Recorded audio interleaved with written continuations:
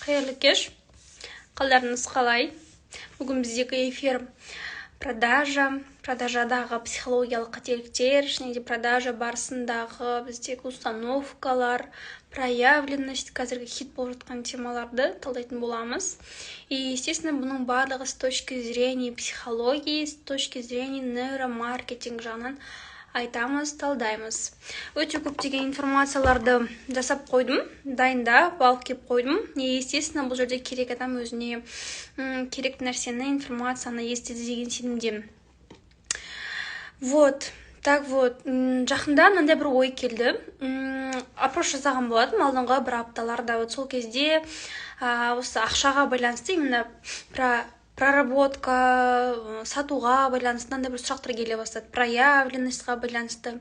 Қазір енді неше түрлі темалар көп. Проявленностьқа байланысты көрсету керек, өзіңді шығару керек, үйту керек, бүйту керек. Да, естественно, такие есть. Себебі дәл қазіргі темаларға біз маркетингке негізінде қарайтын болсақ, прогресстерге қарайтын болсақ, так сделай, так осылай видеоны ашып монтаж жасасаң, осындай әдемі бір білмеймін да, осындай киіммен, осындай бір әдемі стратегиямен, или болмаса осындай бір позициямен, мынау сенің бір локацияң болады деген сияқты сондай бір нәрселермен, как будто бір сені бір статуэтка секілді дайындайды, монтаж жасауды үйретеді, шығаруды үйретеді, но именно как человек, адам секілді, как личность секілді, эксперт секілді өзіңді қалай проявить етесің.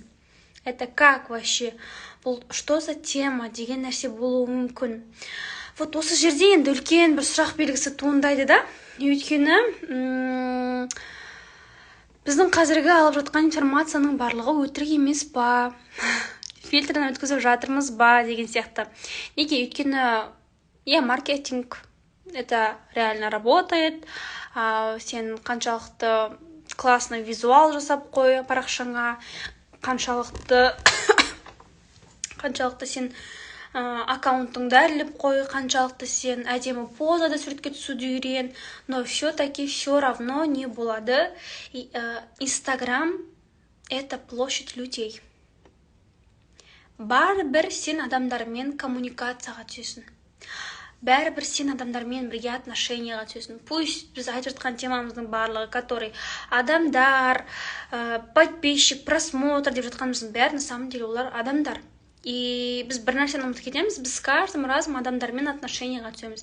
Если бұл жердегі бірінші нәрсе мынау бар да, если сен өзің адамдармен отношения жасай алмайтын болсаң, құра алмайтын болсаң, то извини, сенде то же самое с клиентом, жаңағыдай и ақшамен тоже самое одно и то же проблема болады. Осыған байланысты мен ондай бір мысал келтіргім келеді. Допустим, кімге интересно, қазір просто реакция қалдырып кетіңдер, күшті бір мысал келтіріп, отношения да между ер адам мен әйел адамның отношениясындағы, и ол инстаграмда қалай көрінуі мүмкін, сол туралы сөйлесеміз. Неге? Смотрите, допустим, сен отношения да мындайсың. Обычно сұрақ қойып көрсең болады, отношенияда мен алушымын ба, берушімін ба, или мен алу үшін көбірек беремін ба, көбірек стараться етемін ба, көбірек вложение жасаймын ба. Просто өзіңе сұрақ қойып көрсең болады қазір. И жауабы уже очевидно, да, өйткені, допустим, сен отношения, да, мамочка рөлінде болса, көбірек беретін адамдардың рөлінде болатын болсаң, инстаграмда ол қалай? Сен бәрі жасауың мүмкін. Так, мен дәл қазір окошкаға осыншама адамдар болды, осыншама келді, осының бәріне мен жауап беруім керек, визуал әдемі, мынандай, мен келетін подписчикке осылай жасауым керек, мынаған мынандай деген сияқты сен отношения жасап отырасың. Очевидно, одно и то же самое сол. Или болмаса, жаңағыдай бересің, ол берудің артынан не нәрсе жатыр? 24/7 контент. Рилс па? Рилс. 30 күн бойына қатарынан рилс болуы мүмкін. Или болмаса прямой эфир ма? Артынан прямой эфир беруі мүмкін. Да? Бесплатно, еще оны қоймайсың. Сенде отклик қандай болуы мүмкін? Подписчиктерден. Еще. Тағы. И, естественно, бұндай тек қана сен бере беретін отношения, да, оның түбі выгорание. Истощение, выгорание, шаршау. И просто запросто түрде инстаграмыңды, бүкіл әлеміңді жауып тастап, адамның түріне, бетіне қарамай жатқың келеді. Вот просто такое чувство. И екінші, қандай отношение болуы мүмкін, допустим, просто маған интересный, да, мысалмен осылай отношение бойынша жеткізген легче. Өйткені ол больше миға қонымдырақ, түсініктірек. Допустим, ЦА. ЦАға түспеген аудитория деп айтайықшы, оны қалай өмірде. Сенің жігітің или күйеуің, бір, білмеймін, 20 жасқа бір үлкен сенен, 20 жасқа үлкен, екеуің тематикаларың вообще келмейді. Күнде скандал, күнде ссора, күнде конфликты. И, естественно, сен ол адамның жаңағыдай достармен, жолдастармен танысуға, сөйлесуге барып там сөйлесейін десең, темаға кіре алмайсың. Они не понимают тебя, просто о чем. Қазіргі сен, мысалы, біздің темадағы ДД кринж или болмаса рофл деген сияқты темаларды бір айтып отырсаң, олар да сен түсінбейді. Яғни екі тілде сөйлейсіңдер. То же самое аудиторияда. Если сенің тематикаң басқа, аудиторияда вообще басқа адамдар отырса, они не покупают просто. Они вообще, олар сені мүлде түсінбеуі де мүмкін, вообще не нәрсе сатып жатқаныңды. Отношение бойынша. И тағы да бір қызықты бір нәрсені байқадым, жақында мынандай бір нәрсе бар ма осы? Кімге осы нәрсе интересный? Мен жаңа жазып алғанда болатын еще. Как мамочка секілді подписчиктеріңді, особенно клиенттермен отношение жасайсың. Вот кім қалай түсінеді осы нәрсені? Допустим, сен отношенияда жолдасыңа, күйеуіңе мамочкасын, ой, дорогой, ой, мама, мынаны киіп алыңыз, мына нәрсені жеп алыңыз, мына нәрсені үйтіп алыңыз, мынау сізге болмайды, мына нәрсені істеп қояйын деп, короче, жүгіріп жүресің, как мамочка, не как взрослый мужчинамен отношения емес, а как будто к ребенку отношения жасағандай отношения жасайсың. И точно так же с клиентами. Это как?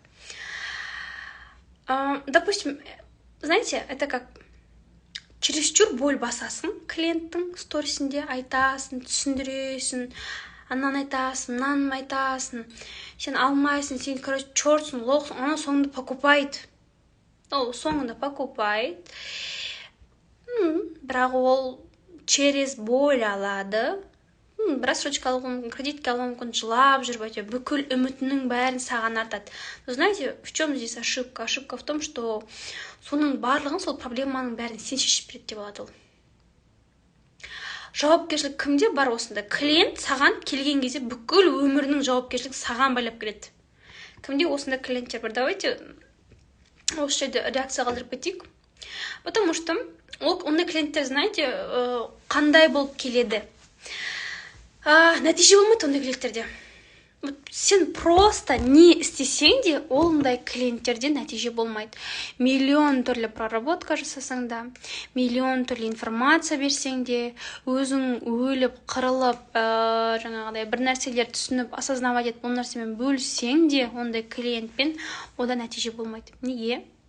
Өйткені кішкентай бала, нытиктер, ақша жоқ, да, такие есть. Оларда ақша жоқ. И, естественно, саған то же самое ныть ететін ақшасы жоқ клиенттер келіп жатса, значит, сен не тот ЦАға кетіп бара жатсың, и сен точно ол жерде роллинг эксперт болуы мүмкін. Сен ол жерде оларға как мамочка, который ныть еткенін тыңдап, ныть етсе, ныть етпе деп ұрсып жүруі мүмкін, но олар взрослыққа шықпайды, жауапкершілігін алмайды, сен оның вообще жауапкершілігін бермеуің де мүмкін. Неге сен іштей, все-таки оның өзі ныть етсе де, 100% жауапкершіліктен өзіңе алып алуы мүмкін. Ой, это из-за того, что я не паковала это курс, деп іштей өзіңді, или болмаса, блин, мен мынаны айтпадым, мне кажется, мен аз білемін, еще мне надо учиться, или маған әлі 1,45 курсты оқу керек. Я вот это учила, я вот это мынаны оқыдым, мынаны істедім, менде 1,45 курс бар, енді ананы алсам, одан кейін маған нормальный адамдар келетін секілді. Это идеализация, өтірік. Андай ғой, отношенияда дәл осындай позицияны ұстанатын адамдар болады, который, знаете, который мен ертең тұрмысқа шыққан кезде менің жолдасым мен айтпасам да маған не керек екенін түсінеді. Маған өзі керекті гүлді жіберіп тұрады, сыйлықты жіберіп тұрады. Маған керек жерде менің абыройымды түсірмейді. Маған былай отношение жасайды. Вот маған былай отношение жасайды деген. И осындай адамдардың ожиданиясы Инстаграмда мынандай да болуы мүмкін. Бұл Инстаграмда қалай? Мен Инстаграмды бәрін оқып болғаннан кейін, немесе оқып болғаннан кейін, олар все покупает. Мен қандай услуга жасасам да, мен қандай нәрсені ашсам да, олар просто все покупает. Короче, олар мені обожает, мен жақсы көреді, маған реакция жібереді, сыйлықтар жібереді. Короче, сондай ожиданиясымен. Ну, знаете, олар өте қатты разочароваться етеді. Алғашқы постын, сторисін, визуал салып болғаннан кейінгі, или болмаса после запуска, особенно, да, қазіргі запусктан кейінгі. А чё, оказывается, сонда қарайды да бүйтіп. Чё-то мен продюсер дұрыс таңдамадым. Или стратегия дұрыс емес. Мен таргетке дофига ақша салып жатырмын. Чё-то мен бесплатный информацияны беріп жатырмын. Визуалым 100 000 теңгеге істеттім, сықитып, каждый сезон сайын гардеробымды ауыстырамын. А где продажа? Вот просто где продажа? Где люди, где клиенты деген нәрсе болуы мүмкін. Вот бар ма осындай арамызда? Осы нәрсемен болмен жолыққандар бар ма? Поставьте плюс. Плюс қалдырып кетіңіздер. Қазір мен кофе ішіп алайын.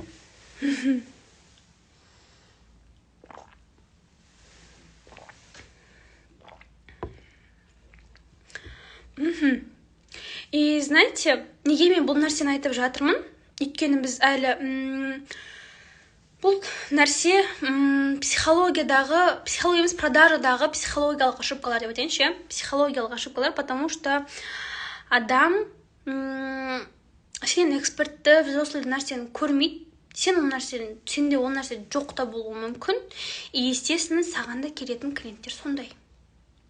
Не то, что клиенттер, ол отношенияда күйеуің де сондай болуы мүмкін, енең де сондай мүмкін, который сен бәрін білесің, но сенің айналаңда всегда тупой адамдар жиналады.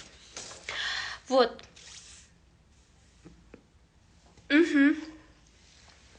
И знаете что, мен сіздерге мынандай бір сұрақ қойдым, жаңа айтып кеттім да, біздің клиенттің жаңағыдай көбісінде ақша жоқ в данное время, ақша жоқ деген нәрсе болуы мүмкін, или болмаса клиентті жылайды, нәтижесі жоқ болған екен, оны еще өзіңді кінәлі сезінесің, еще өзіңді хуже сезінесің, өйткені жауапкершілік бұл жерде, естественно, 50-50 емес. Ол саған 100% өмірінің бәрін, кредитін сен төлеп беретіндей қылып, оған нәтижеңнің бәрін соған байлап келеді ол адам саған. И естественно, знаете, бұл жерде мен мынандай бір мысал келтірмем керек. Кішкентай балаға қолына ақша, мысалы 5-6 жастағы балаға, как вы думаете, 4-5 жастағы балаға ақша керек па? Я или жоқ деп жауап беріп кетсеңіздер. 4-5 жастағы балаға ақша керек па? Мне кажется, нет, ол через кого-то әйтеуір бір нәрсесін алуы мүмкін. Бірақ сол кішкентай бала сенің алдыңда билеп берсе, тақпақ айтып берсе, көп бір жаттауын айтып келсе, бір садиктен күшті бір нәрсе алып келсе, медаль алып келсе, знаете, восхищение болады. Вау, как круто! Шапалағын ұрасың. Или ол бала жаңағыдай ақшасын бір мороженыйға, бір нәрсеге алуы мүмкін ше, ары кетсе бір сыйлық, білмеймін, бір тәттісіне, бір тамағына, ол бір грандиозный план жоқ, үй алам.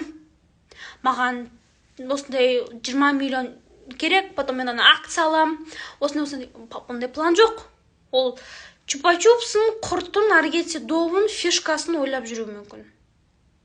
И знаете, что когда то же самое сен клиенттерің алдыңда өзіңді бессознательный түрде ребенок позициясында көрсеткен кезіңде, клиенттер саған дәл солай қарайды.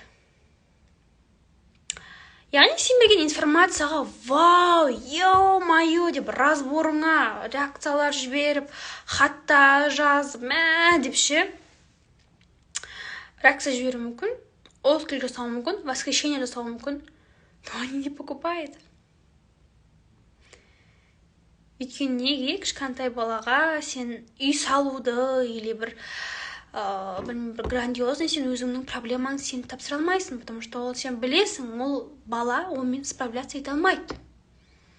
То же самое сенің клиенттердің саған деген отношениясы солай.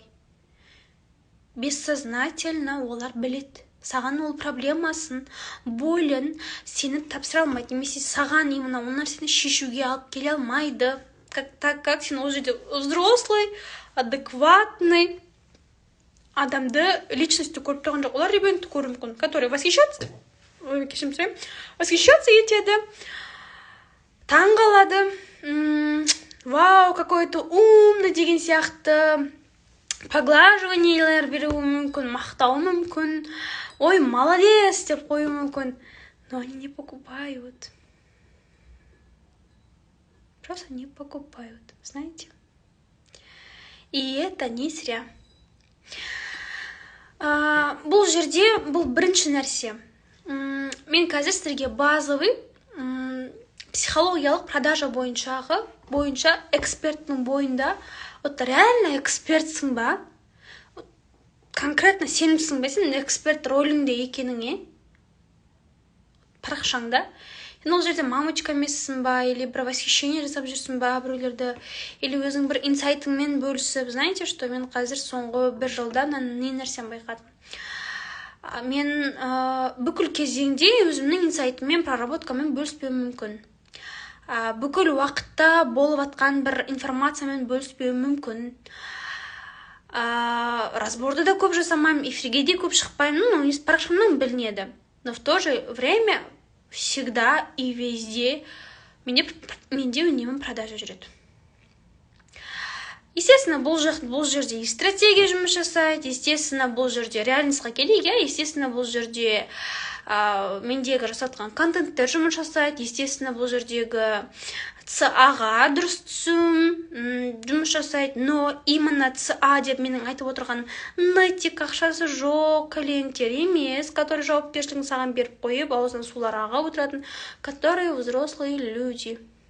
Ақшасын төлеп, реально өмірін өзгерткісі келетіндер. И знаете, с каждым разом мен өзім личность болып өскен сайын клиенттер өзгереді, өзі іздейді, өзі жазады, өздері сатып алады, өздері жасайды еще соны. Кайф, естественно, кайф. Неге? Өйткені бұл жерде здоровые отношения бар. Давайте осы жерде өте бір қызықты бір нәрсемен бөлсейін.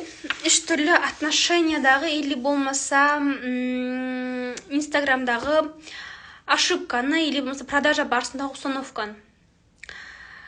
4 түрлі установкамен бөлсем, тез реакция жіберсеңіздер, кімге керек екенін көрейін. Этот прям установка өте көп адам осознавать ете бермейді. И осознавать етіп ол нәрсемен жұмыс жасаған адам точно ақшасыз қалмайды. Иншалла. Потому что бұны бір рет емес, 2 рет емес, 3 рет емес мен өте көп байқадым. И даже когда в наставничестве біз каждым разом мен өзім өсіп жатырмын. Мен алдыңғы жылдан мен дәл қазіргі результатым өте үлкен, колоссальный, и естественно с каждым разом бұл жерде тағы да менің клиенттерім келіп жатқан нәтижелерді, олардың өсіп жатқан, это вообще другой результат. Смотрите, бірінші бұл нәрсе адамдарда мынандай установка болуы мүмкін. Өздері келеді, керек адам өздері тауып алады, и керек адам өзі келіп сатып алады. Вроде бы, знаете, ол адам бір пафосный сатам деп тұрған жоқ, или болмаса бір больно тиін деп тұрған жоқ, но в то же время тәкаппарлық бар да бұнда адамда. Эго дейді ғой қазіргі таңда. Неге? Просто мен қазір мысалы Астанада тұрамын. осы біздің мен тұрып жатқан ЖК-да мысалы бір 2 адам болуы мүмкін. Менің психолог екенімді біліп, мына үйде, мына ЖК-да, мына подъезде бір психолог тұрады деп, сол бір психологқа деп маған келуі мүмкін. Бірақ кім біледі бұдан басқа? Окей, бір адам келді, 2 адам келді. Бірақ көшеде кетіп батқан адам, айдалада кетіп батқан адам, ұшақта или просто Астана ұшып батқан адам. Так, осы Астанада бір психолог бар еді, соған барсам, осындай бір адресте екен деп, осы жер иіскеп нете ма, шыға ма? Это вообще детская иллюзия. Біз шынайы өмірде өмір сүріп жатырмыз. Бұл өмір. И сен өзіңнің маман екеніңді айтпасаң, көрсетпесең, қандай бойды шешетініңді айта алмасаң нақты түрде, вообще не істеп жүрсің, не істей алатыныңды көрсетпесең, результат болмаса, извини, алло, саған ешкім келмейді. Екінші установка, мынандай установка болады. Убеждение. И ол нәрсеге сенеді. Как будто ол адамдар продаж жасағанда басқаларға мешать етіп жатқан секілді. Олар, знаете, бұндай типтегі адамдар скрытый продаж жасағысы келеді. Ешкімге айтпай, ешкімге көрсетпей, шығармай, дымын білдірмей, П деген әріпін айтпай, продаж жасағысы келеді. Вот именно. Олар сол нәрсені іздейді. Сатпай сату деген нәрселерді іздейді. Да, это так, но сатпай сатудың өзінде де стратегия мен маркетинг бар. Нейромаркетингтің өзінде де маркетинг бар. Там все равно продажа болу керек. Ну, знаете, бұндай адамдарға мысалы мынандай да. Допустим, сол сториске шығып жатыр. Там айтты стористерін, ну извините, кешірім сұраймын, мен мешать етіп қойдым ба 2 күн қатарынан стористе қайта-қайта өзімнің продуктымды айтып қоймадым базыңдап, кешірім сұраймын, мен дұға жасап қойдым, чтобы сіздердің мазаларыңызды алмас үшін келесіде бүйтіп ныть етпеймін, или болмаса ызыңдай бермеймін, тықпалай бермеймін, пихать ете бермеймін, менен просто өтіп кете берсеңіздер болады бұл стористен деген сияқты позицияда болады, знаете? Вот иногда мне хочется сказать киберэксперттерге, давай конкретно сатайықшы. Вот по конкретно сатайықшы, потому что неге мен психолог консультант болып жұмыс жасап жатқаныма мен қазір 6-7 ай болды. Дәл қазіргі таңда психотерапевтке оқып жатырмын, психотерапияға. Ал менің 4,5 жылдық, но все-таки есть маркетинговый опыт. Чисто колоссальный опыт. И, естественно, бұл жерде сен айтқан келеді ол адамға. Как будто бір сен мешать етіп атқан сияқты, как будто бір сен оларға бір пихать етіп атқан сияқты, как будто бір сен оларға бір көп көрініп қойған сияқты, как будто бір оларға бір көрсетпей бүйтіп, сұғынып, бүйтіп барып сату керек сияқты болсаң, здесь өте терең жатыр. Знаете, неге? Потому что продажа это о чем? Продажа ол өзің туралы айта алу. Мен мұндамын. Мен экспертпін. Мен мына тақырып бойынша бойды шеше аламын. Если сен осынша уақытта осы нәрсені шешкің келсе, жөндегің келсе, маған келсең, біз былай жұмыс жасаймыз деп ересек адамдардың келісіп коммуникация жасай алуы. Без манипуляций. Без истерик, без которой розыгрыш или подаркасыз, вот знаете, конкретно айта алу. Конкретно в чем твой, сенің уникальностың не екенін көрсете алуың. А который сен бүйтіп тығылып, ой, как будто я мешаю, как будто я пихаю деп айтып атсаң, и еще саған именно сонда сен пихать етіп атсың ба деген сияқты сезім болса, и еще именно басқа адамдар сатып атқан кезде сенің өзіңе сонда пихать етіп атыр, мені қоймайды екен. 24/7 сторисінде курс туралы айта береді, вроде бы мен нормальный бір аккаунтқа жазылған сияқтымын, но здесь только продают десең, извини, кешір. Сен өте қатты қателесесің.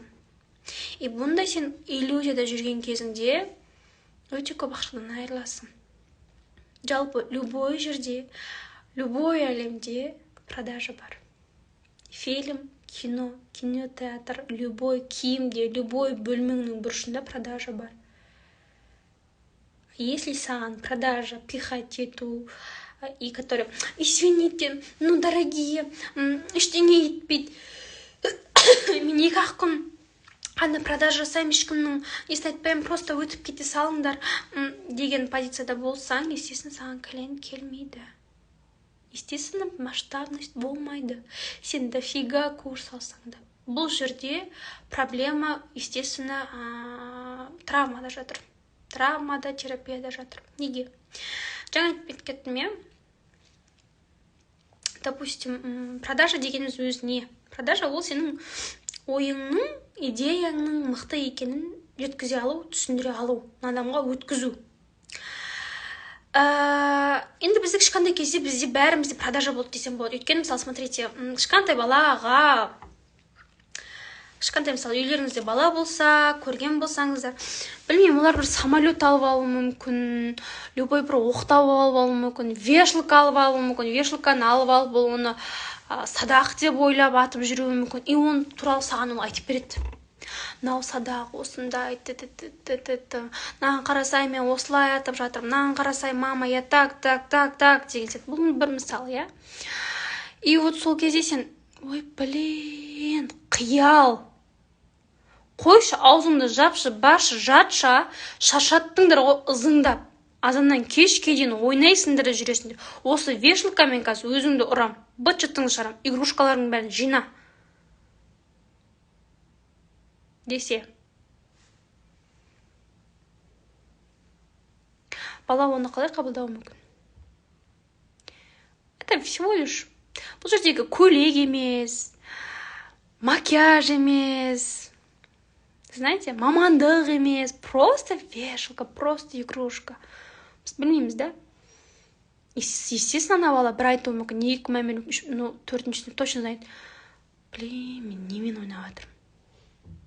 Ана балаға басында нормально болуы мүмкін. Ол оның әлемінде этот вешалка реально садақ. Мына адамның вообще психикасына кеп тұрған жоқ, да, иллюзиясына, реальностына, естественно. И сол кезде осындай убеждение пайда болады. Бұл бір түрі.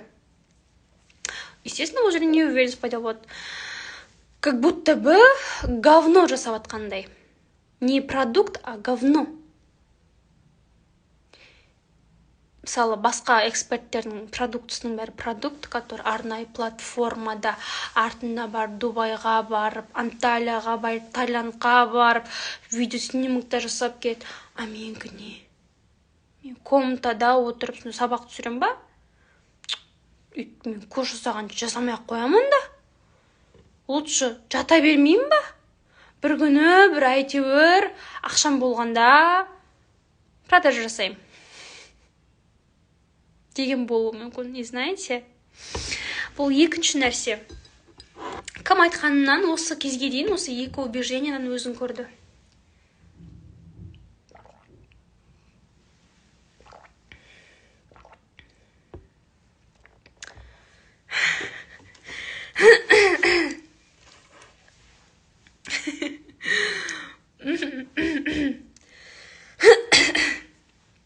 Неге мен бұл тақырыпты айттым?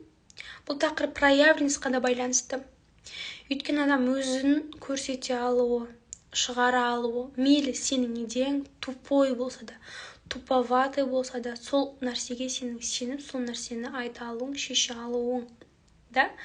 Обычный на телефонды Стив Джобс или болмаса басқа да бір мамандар ойлап жүрген кезде енді басқаның фантазиясында бол. Қуасың ба деген нәрсе болды ғой. Реально. Вот. Неге бұл нәрсені айттым? Жақында наставничествоны уже менде барлық нелермен, сессияларын аяқтап жатырмын клиенттермен. И бір кісімен бізде 4 сеансқа созылды деймін. Әркімде әртүрлі, біреу 2 сеанста шығып кетеді уже проявленность, уже ол нәрсені жеңіп кетеді практикасымен. Біреуде 3 керек болды, біреуге 5 керек болды. Бірақ ол кісіге 4 сеанс керек болды. Проработка жасадық, зерттедік түбінде не болып жатқан терапияда. И ертесіне ол кісіге конференцияға не келеді, ұсыныс келеді, офлайн, который ол жерде 100 миллион обороты бар бизнесмендер отыратын. Кайф па? Мне кажется, кайф. Реально сені іздеп келіп тұр ма? Да, іздеп келіп тұр. Мне кажется, ондай адамдарды бұған дейін де іздеген. Тек оларға сен көрінгің келген жоқ. Лишь бы олардың мнениясын нетпесем, көрінбесем, жаңағы негативін алмасам, или деген сияқты, да. Көріне алды, өзінің позициясын шығара алды, эксперттілігін. И ондай адамдарға реально клиенттер де келеді. Қуанып келеді. Үшінші, егер менің әлсіз тұсымды сен білсең, сен мені тастап кетесің. Это даже может быть в отношениях. Неге? Подписчиктерге ойлауы мүмкін, кейде эксперттер қорқады. Реально өзінің уязвимый жерлерін мойындауға, әлсіз тұстарын идеальный қылып көрсеткісі келеді өзін.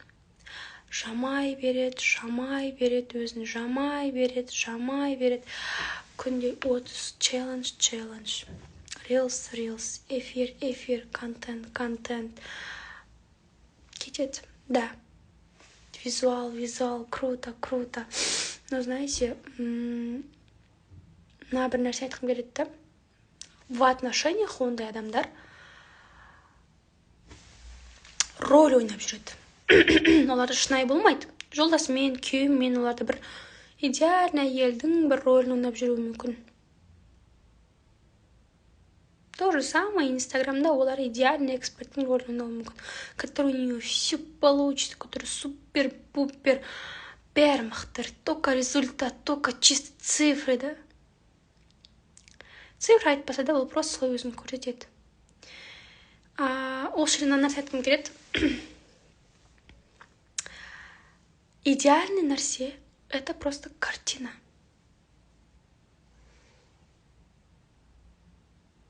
Сен картинаға қарайсың, келесің. Вау, восхищение болады, әдемі сүйсінесің. Я то, что хочу дейсің. Екінші күн келесің, көресің. Үшінші күн келесің, көресің. Төртінші, бесінші. Ну, картина есть картина. Я әдемі дейсің, кетесің. Уже бірінші күндегі дейсінде восхищение жоқ. Почему? Ол картина, значит, не живое. Ол шынайы емес, ол шын емес. Ол это просто қағаз бетіндегі әлем. Бір адамның бір нәрсесінің фантазиясынан шыққан. Это не живое.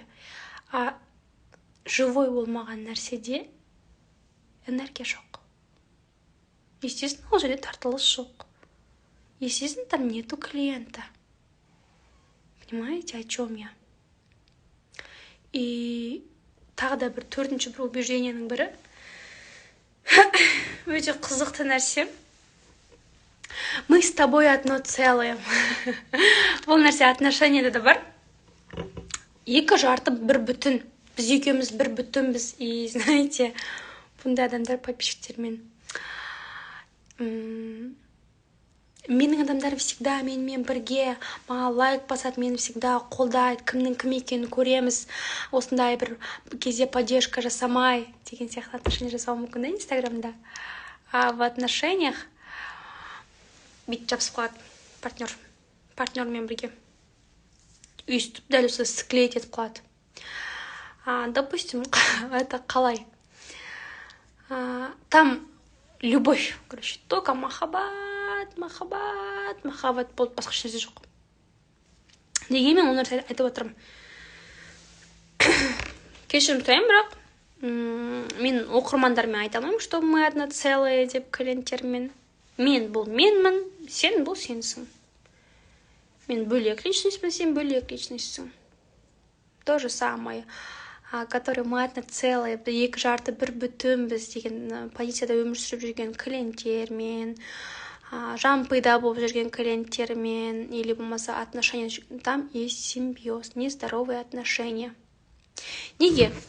Потому что ондай отношенияда шекара жоқ, граница жоқ.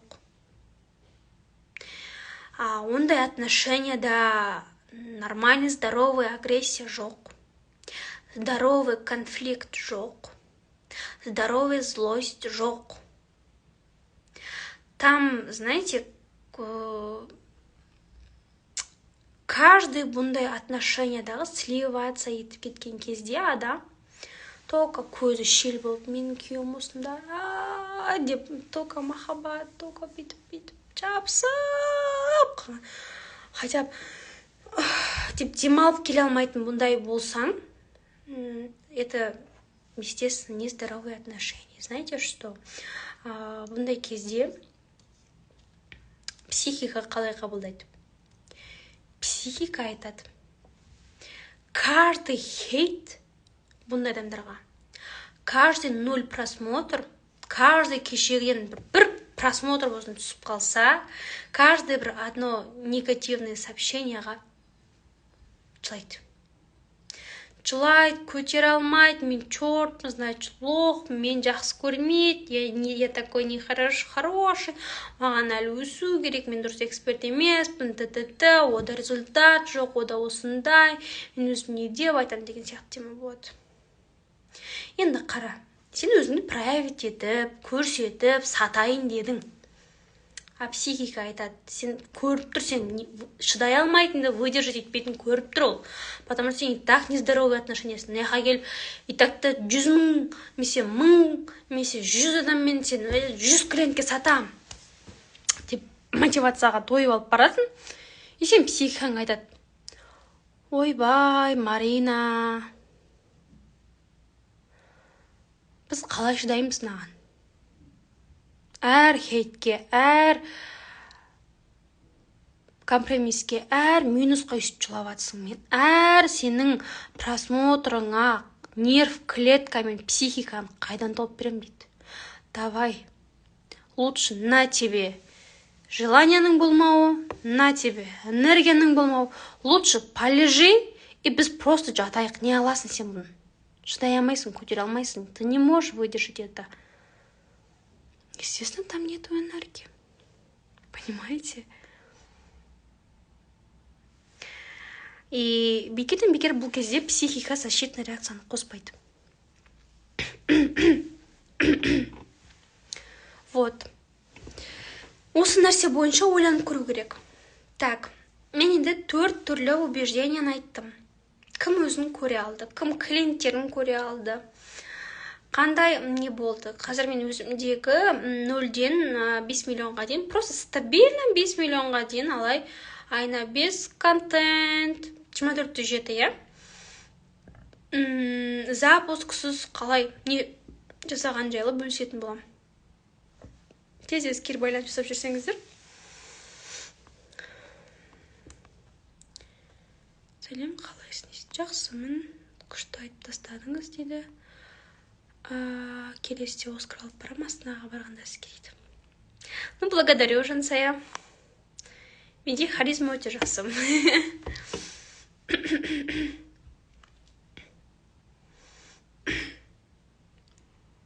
От болып жатыр.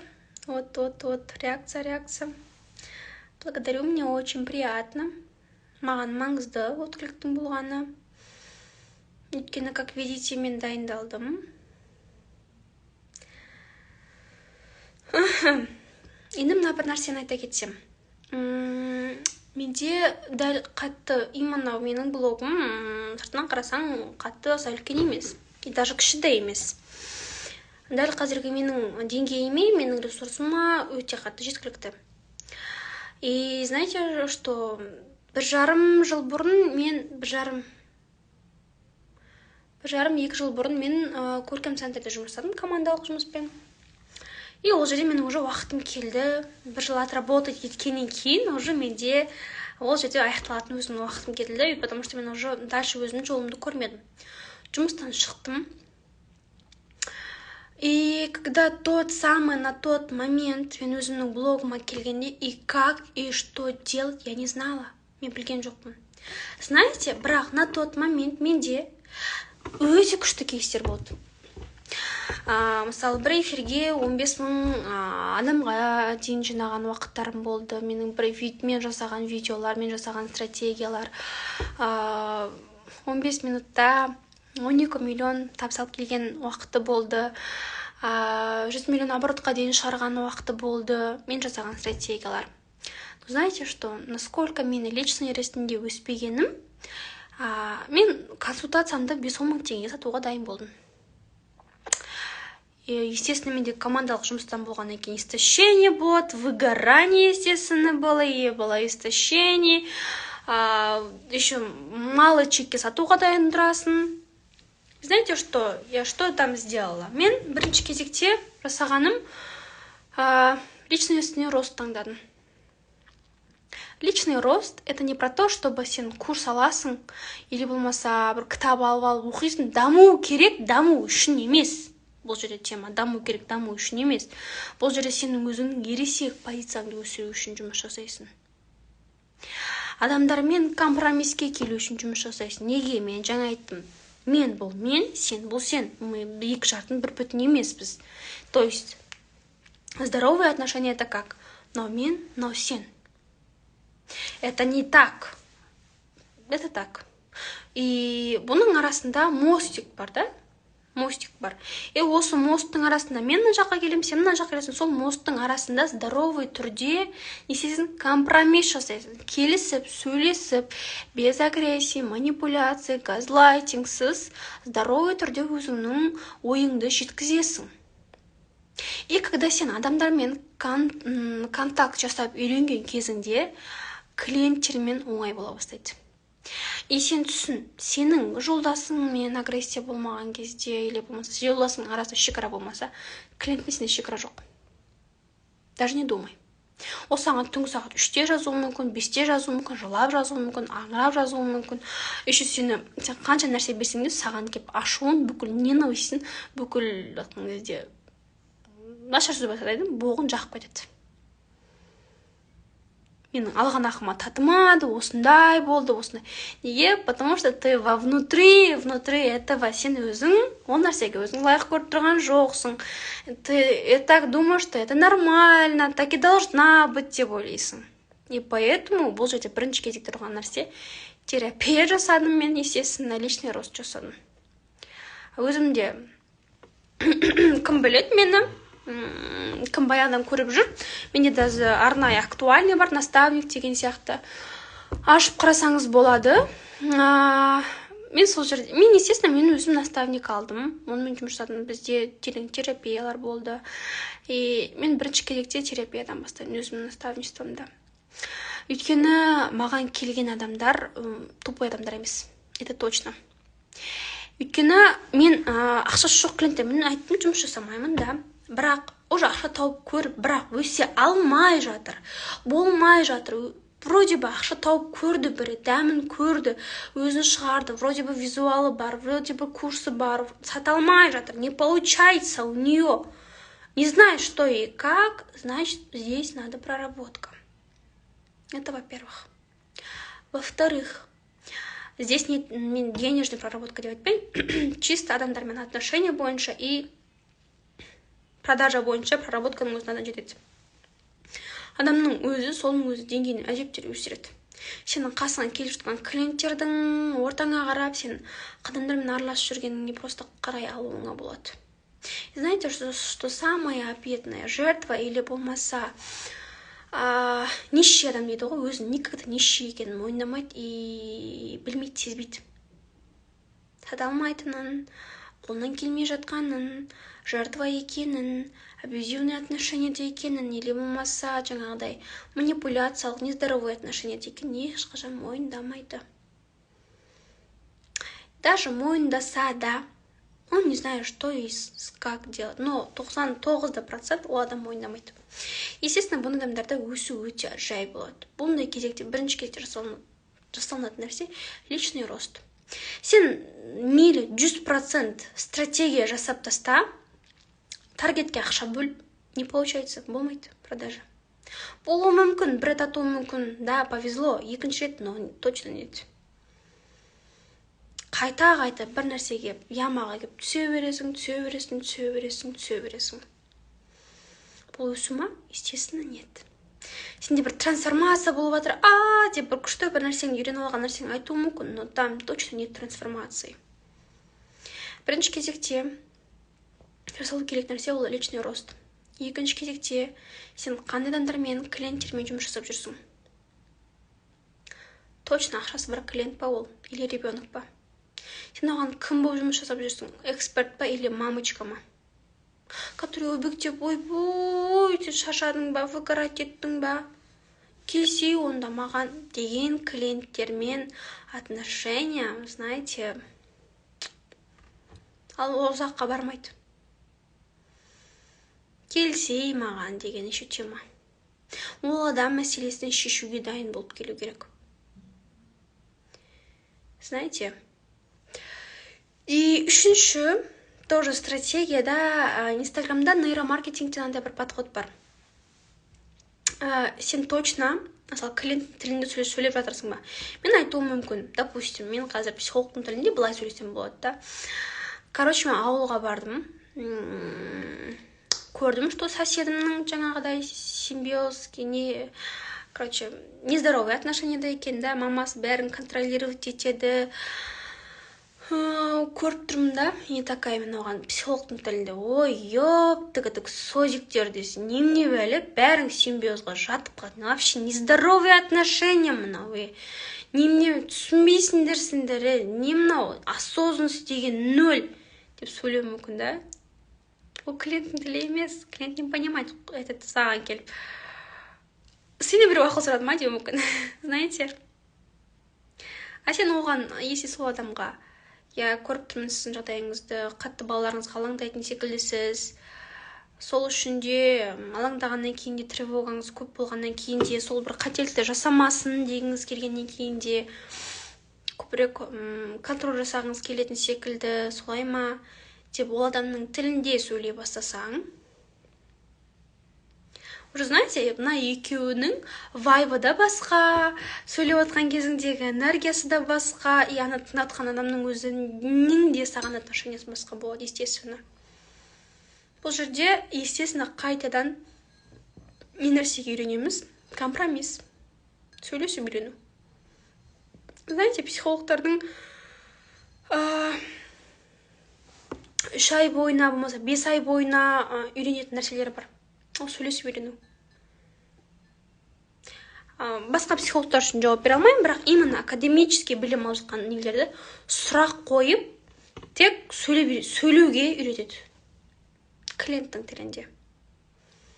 Оған бірінші сеанста, өйткені психолог это тот человек, который саған оценка бермейтін, сен жақсысың или жамансың демейтін, саған 10 балл, 8 балл демейтін, іштей сен не нәрсе бүлдірсең де, не нәрсе былыққа батсаң да, не нәрсені жасап келсең де, сені іштей без конфликтов, без несі шарсыз сені іштей қабылдау. Вот это бессознательный процесс.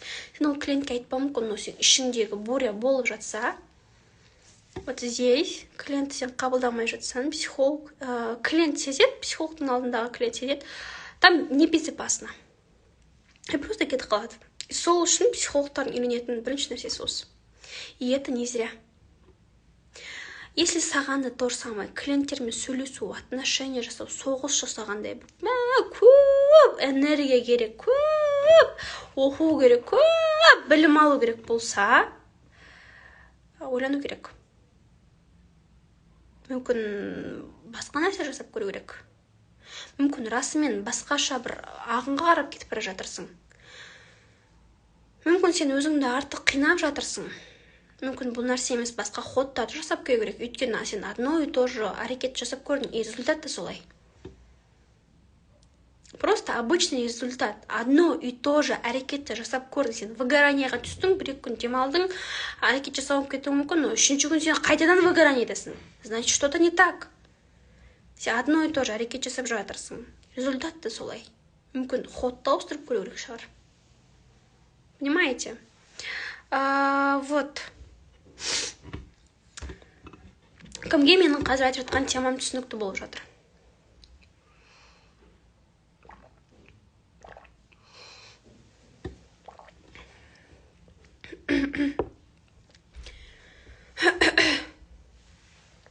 Вот.